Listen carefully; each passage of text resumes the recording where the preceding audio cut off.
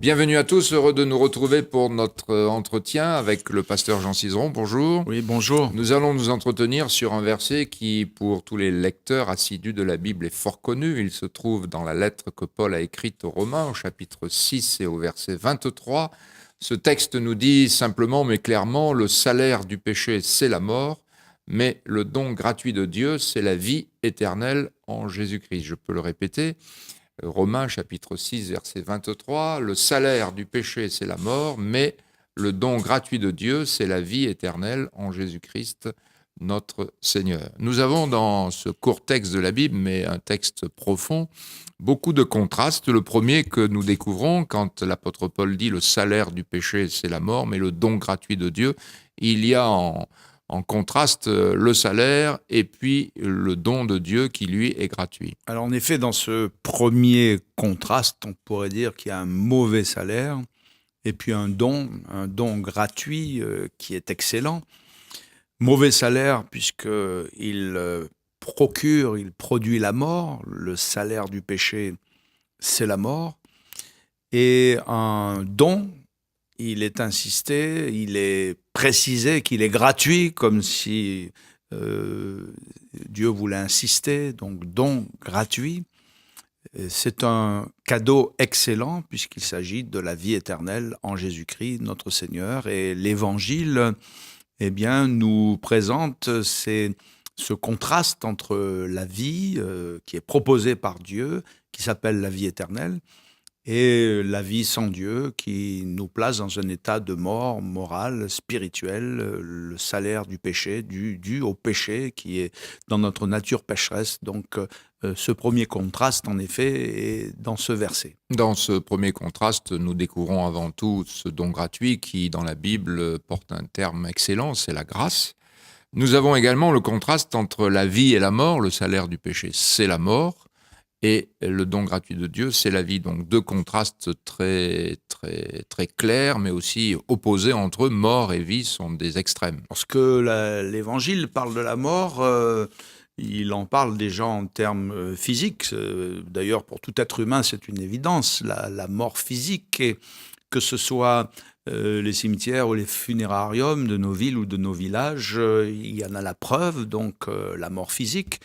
Mais il y a aussi la mort morale, la mort spirituelle, qui est dans l'Évangile l'état de l'homme sans Dieu. Et souvent, cela est mentionné. Il est dit, par exemple, du fils prodigue, dans cette parabole célèbre, qui s'en est allé loin de son père, en vivant dans la débauche, image souvent de l'être humain qui est loin de Dieu et qui vit comme il l'entend.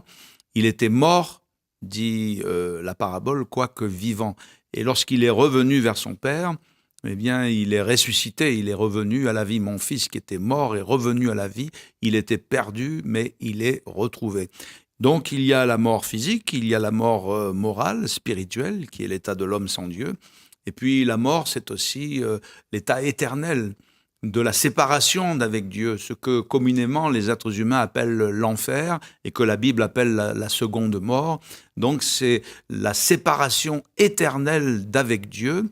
Et par contre, le contraste avec ce que Dieu nous propose, la mort, le salaire du péché, c'est la mort, mais le don gratuit de Dieu, c'est-à-dire la vie éternelle, qui est la qualité de vie, le genre de vie qui est en Dieu et que Jésus est venu nous proposer. Un troisième contraste qui est très clairement défini, c'est le péché. Le salaire du péché, c'est la mort. Donc le péché est le don gratuit de Dieu. Donc il y a d'un côté le péché.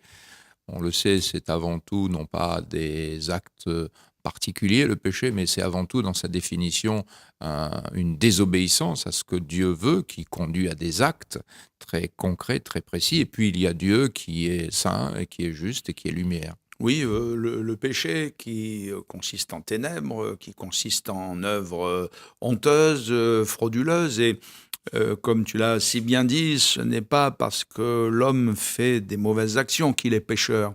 Ce n'est pas parce que il vole, ce n'est pas parce qu'il ment, ce n'est pas parce qu'il méprise son prochain, etc., qu'il est pécheur, mais c'est parce qu'il est pécheur. C'est parce qu'il y a dans l'être humain une nature pécheresse qui nous pousse à commettre de mauvaises actions, qui nous rend, comme disait l'apôtre Paul dans l'une de ses lettres, la lettre aux Romains d'ailleurs, esclaves du péché. Mais Jésus est venu pour nous en délivrer. Jésus est venu pour nous secourir. Jésus est venu pour nous rendre libres. Et c'est pour cela qu'il est écrit et qu'il est mentionné dans l'Évangile que si Jésus nous a franchis, nous sommes réellement libres. Et pour cela, eh bien, entre ce péché et Dieu, qui est la lumière, qui est la pureté, il n'y a point de ténèbres en Dieu. Eh bien, cet évangile nous permet, comme c'est écrit aussi, de passer des ténèbres à la lumière, de Satan à Dieu, de la mort à la vie. Et pour vivre cette expérience, Jésus a sacrifié sa vie pour nous. Il a offert son sang sur le bois de la croix. Il a payé le prix fort pour que nous puissions bénéficier de cette grâce qui est la vie éternelle. Lorsque nous lisons ce texte, il y a quand même une réalité, c'est que le salaire du péché, c'est la mort, comme le don gratuit de Dieu, il y a pour celui qui vit dans l'un ou dans l'autre un état présent qui est soit la mort, soit la vie éternelle. Et cette vie éternelle, elle est en Jésus-Christ. Oui, c'est ce qu'il faut souligner. D'abord, il n'y a pas de flou avec Dieu, il n'y a pas de choses abstraites, voyez-vous, où on peut se situer, on peut voir, on peut contrôler, constater si on a la vie ou si on ne l'a pas. C'est un peu comme lorsqu'on est marié, on vit avec une personne que l'on aime, donc on a accepté un être cher et on partage cette existence. Il en est ainsi de la vie éternelle. On partage la vie de Jésus avec soi et on en est conscient. Donc, en plus, cette vie éternelle, elle est en Jésus. Et personne sur la terre n'a la vie éternelle. Nous sommes tous des êtres mortels. La vie éternelle, elle n'est pas dans le règne végétal ou animal, elle n'est pas dans les plantes, dans les poissons, etc. Mais la vie éternelle, elle est en Jésus, et Jésus est venu pour la démontrer. Jésus est venu pour la mettre en évidence par ses paroles. Les paroles de Jésus sont les paroles de la vie éternelle. Il est venu la mettre en évidence par ses miracles, ses œuvres, qui sont des œuvres de puissance et qui démontrent eh bien, une puissance de vie que nous n'avons point. Et puis Jésus l'a mis en évidence aussi par sa résurrection. Donc après avoir sacrifié sa vie pour nos péchés, il est ressuscité pour ne jamais plus mourir. Et on peut dire que la vie éternelle a triomphé. Jésus l'a mis en démonstration, en évidence. Mais il l'a fait, non pas pour lui, il l'a fait pour nous l'offrir. C'est un don gratuit, comme on le disait au commencement, une grâce merveilleuse. Alors pour conclure, l'apôtre Paul qui écrit ce texte, je rappelle la référence, Romains chapitre 6, verset 23, dit que cette vie éternelle est en Jésus, mais pas n'importe quel Jésus. Certes, il n'y a qu'un Christ, mais ce Christ, il est le Seigneur. Il est le Sauveur dans le sens où il a tout accompli, mais il est le Seigneur, celui qui règne. D'une certaine manière, c'est celui qui règne sur la mort, sur le péché, et celui qui offre à chacun cette vie. Elle se trouve dans ce Christ-là, non pas dans un petit Jésus qu'on a l'habitude de côtoyer, parce que trop souvent, les gens réduisent Jésus à cette petitesse ridicule, mais qui n'est pas mentionnée dans la Bible. Par contre, la Bible présente Jésus le Seigneur. Oui, le Seigneur de gloire, le Seigneur de vérité, le Seigneur qui est allé s'asseoir à la droite de Dieu, au-dessus de tout nom qui se peut nommer, dans le siècle présent, mais aussi dans le siècle à venir. Cependant, ce n'est pas un Seigneur dominateur, ce n'est pas un Seigneur tyran, c'est un Seigneur qui se propose à nous. L'Évangile en Jésus ne s'impose pas, mais il se propose, et c'est pour cela que nous voulons dire à nos amis auditeurs qu'il est possible d'inviter Jésus dans sa vie, il est possible que de le recevoir, celui qui croit en Jésus, c'est-à-dire qui invite, qui croit, qui accepte, qui reçoit Jésus, il a la vie éternelle, et il est possible de faire de Jésus son maître, son Seigneur. C'est une expérience qui est à la portée de tous, qui est à ta portée, toi qui écoutes, toi qui nous vois. Il est possible de vivre cette expérience et Jésus deviendra ton Seigneur. Et pour terminer, on peut dire ce qu'un autre apôtre disait, si nous lui confessons nos péchés, certains peuvent être culpabilisés, leur conscience chargée par le poids d'une vie sans Dieu, et le cœur complètement lourd à cause du péché, mais si nous lui confessons nos péchés,